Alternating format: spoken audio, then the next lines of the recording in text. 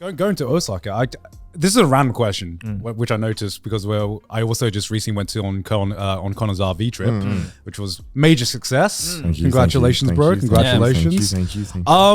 Yeah, why do people on Osaka on the escalator stand on the right hand side and people in Tokyo stand on the left hand side? What's up with that? Oh, that's that's a West Japan versus East Japan thing. That's what they do. And people in Hokkaido stand mostly in the middle. What? Yeah. Did you ever notice that? Do they really? Yeah. I feel like they don't. That's like a thing that they do. Who decided this? I'll be real. I don't think I've been on an escalator in Hokkaido. Wow, that's an achievement. I actually don't think I have. Yeah, but for some reason, I don't know who came up with this rule, but for the most part, if you live on East Tokyo, you stand on the left. If you live in West Tokyo, you stand on the right. I was saying to God, I think this is just like a little quirky thing that they wanted to just keep. I think so. And they were like, that's our thing. Yeah. We're different. we are different from Tokyo. I think they just kept it. Yeah. Whereas like other places are like, we have, I don't know, we're more alcoholic than you. Whereas in Japan, they're like, we stand on the other side of the escalator. And it's like, what? What? Yeah, I don't know. Yeah, it's just a random piece of thing that I noticed when I went to Osaka. But that's how you can tell if someone is from outside of the prefecture. Yeah. Right? I feel like that's like the silent way to out someone to be like, oh, he doesn't belong here. You're not from around here. He's not from around here. The OP way is to just copy what everyone else is doing at all times. Yeah. Everywhere. Pretty much. And then that way you can't go wrong. And then I don't even know which side is left or right. I still haven't figured that out. Yeah, you still have to do this thing. I just copy people. I don't even know what side of the road they drive on here. I just follow the other cars. Like I don't know. Did you notice in Seoul, for you, when you went out late at night, were there just a lot more drunk people on the streets than you would expect in Tokyo? Really? Holy shit! Every corner I walked around, it was like Shibuya meltdown, but like every corner. It shocked me so much. Not only that, but it was Shibuya meltdown at like 8 p.m. Yeah, right. And it's like we're walking to the restaurant, and I just see a dude asleep in the hedges on the side of the road. I'm like, homeless or just very, very drunk at 8 p.m. on a Friday? Yeah. I was going to say, was it a weekday or just was it? So the first day we got there was a weekday. Yeah. But even still, it's like, even on a weekend, I'm like, damn, these boys going hard. Yeah. Like, it's not even that late and you're already like this? Yeah. That's one thing that surprised me because I thought in Japan, there is a big drinking culture here in Japan, especially, with workers and salarymen and everything like that. But in Korea, I think it's just on a whole nother level. Oh, yeah. It's like, because soju fucks you up so much harder than anything Japan has. They don't just fuck you up. They mix that shit with beer, man. I know. And I know there's a word for it, but it's like, it is, traditional. I think it's called devil's concoction because that's what it should be called. It is called regret the next day. That's the official Korean translation. Hangover speedrun. Yeah, because I don't know, like soju, I think, like unflavored soju, that shit tastes. Awful. It's like so turpentine, dude. Holy shit. It's horrible. Gross. It is. I cannot handle that. It tastes too strong for me. For some reason, most of the time you mix some kind of spirit with a beer, tastes worse, right? For some reason, soju and beer, I don't know how they had this magical concoction that it's the perfect spirit to have with beer, but also it's the most dangerous one because mixing any spirit with beer is just like I've rode way too. I love beer. So that hurts hearing that they mix it. I know they mix it, and I've tried it, the soju with beer, but I don't like it.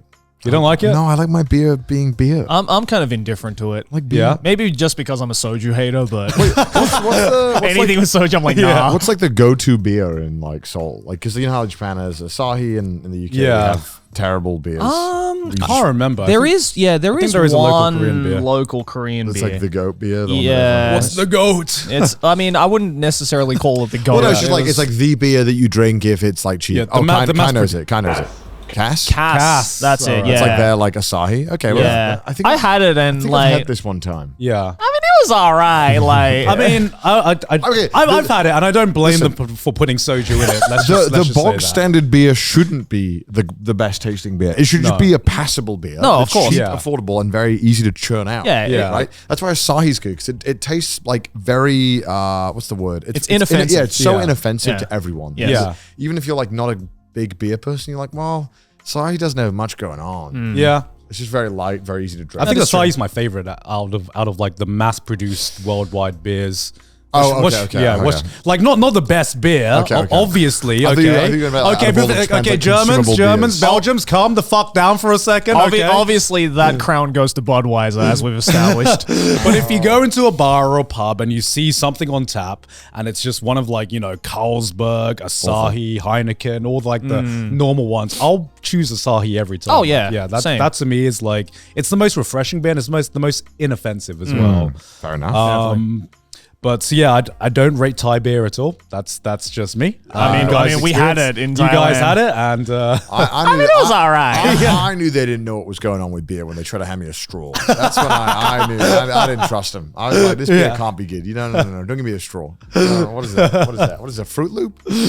Yeah, but like, I think the other thing that just got me shocked while I was in Korea was just, man, I haven't weighed myself, but I definitely put on weight because... Oh, yeah. I mean, for one, I was eating so much more because everything was delicious. But I'm like, how do these Koreans stay thin? Like, it's insane. Like, because everything just seems so inherently bad for you, especially when you compare it to like a lot of Japanese food.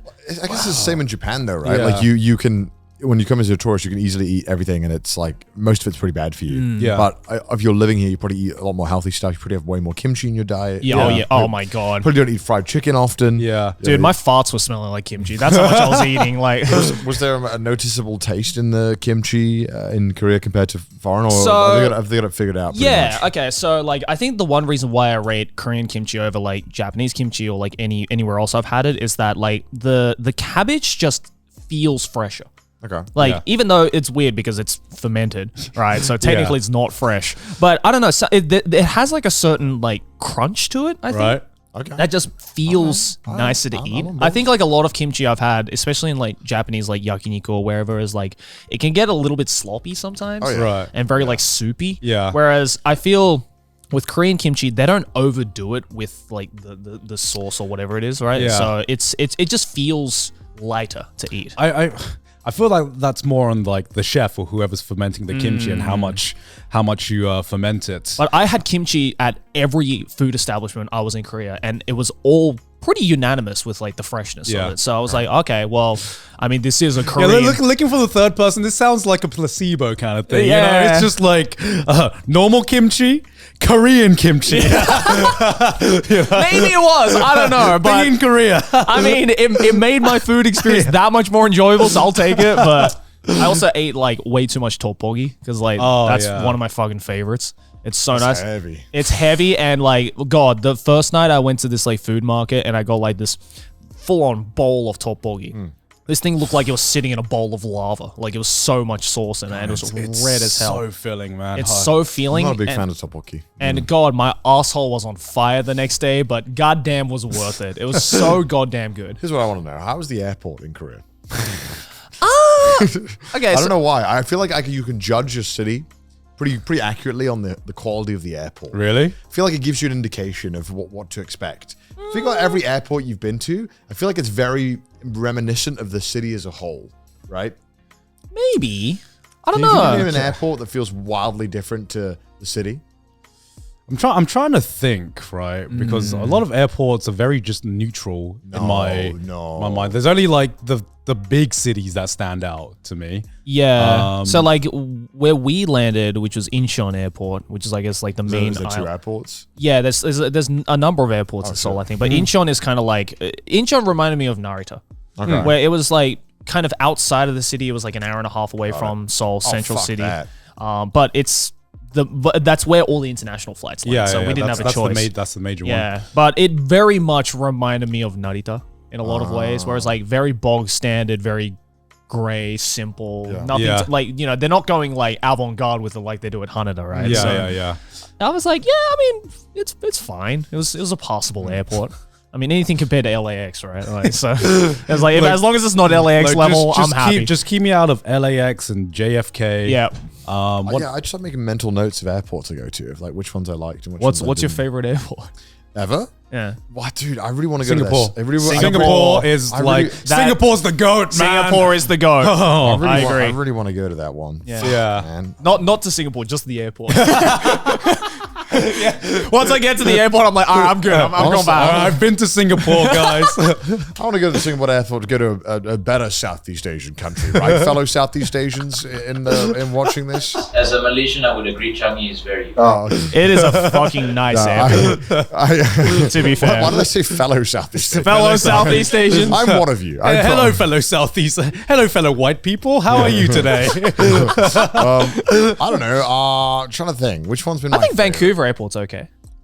Vancouver's pretty nice. Yeah, Vancouver's very nice. I've never gotten off at Vancouver, but I've laid over at Vancouver Airport. It was quite nice. Yeah. I'm trying to remember which airports have left an impression on me. Vancouver has one of the best designs of terminals I've seen. It's got like a very nice theme to it. I think it's meant to be like, I don't know, it's like all wood. I think it's supposed to be like reminiscent of like indigenous groups. It's lovely. All I remember from Vancouver Airport Such a is middle-aged man conversation. Which airport is your favorite?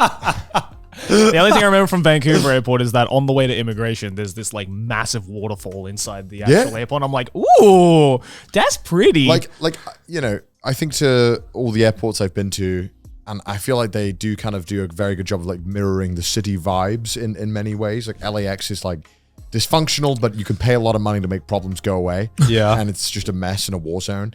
The UK is like kind of fun, but also just a lot of headaches, which I feel like is the UK. What about Sydney Airport? Sydney Airport was great. I had a great time at Sydney vibes. Airport. You know, good vibes. It's but and a lot of that's alcohol. a dub for us. Like so many, like Sydney. I've never seen another airport do this. Sydney Airport, like on the way to go to the passport check, I've never seen so many alcohol shops.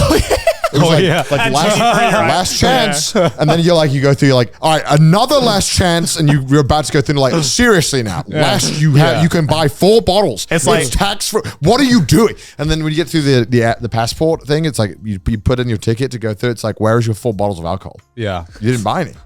Are you done? Yeah. Go back, your mate. They're like, you don't understand how expensive Jono wants 4 bottles of Bombay Sapphire. Yeah. What are you doing?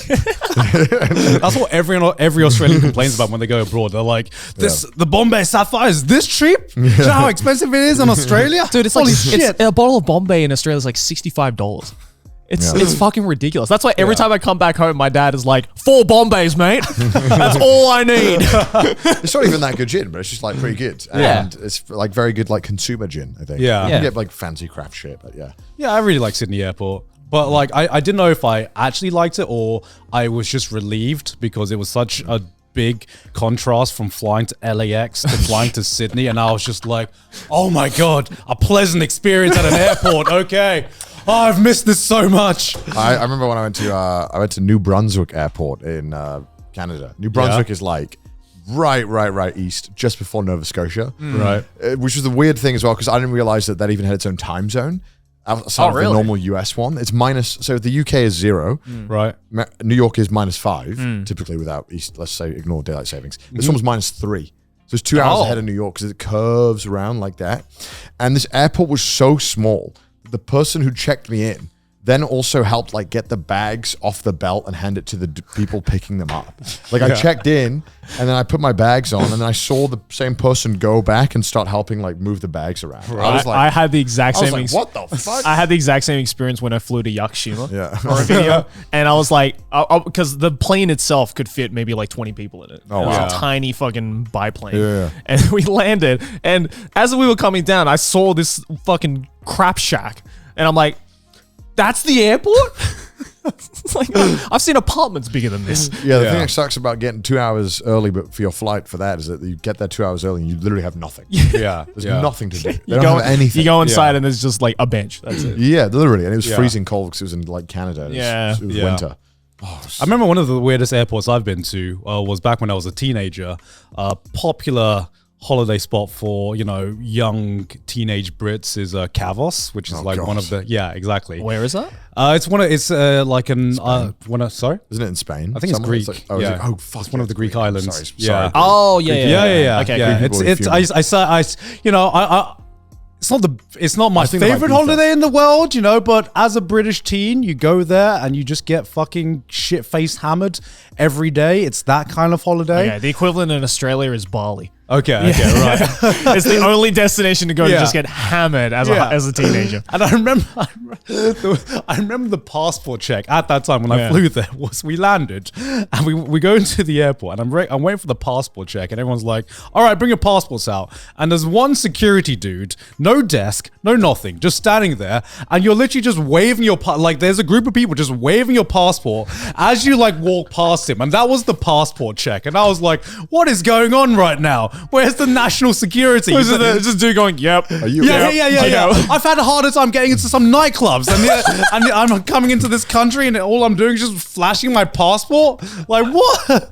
I don't know if it's still like that, but that's what it was like when I was 18. Jesus Christ. Yeah, I mean, I think that was, I remember I went to Greece and it was pretty much like they were like, all right. Yeah. What are you coming in? Yeah. You going no, don't get that. I don't get paid enough to check your passport.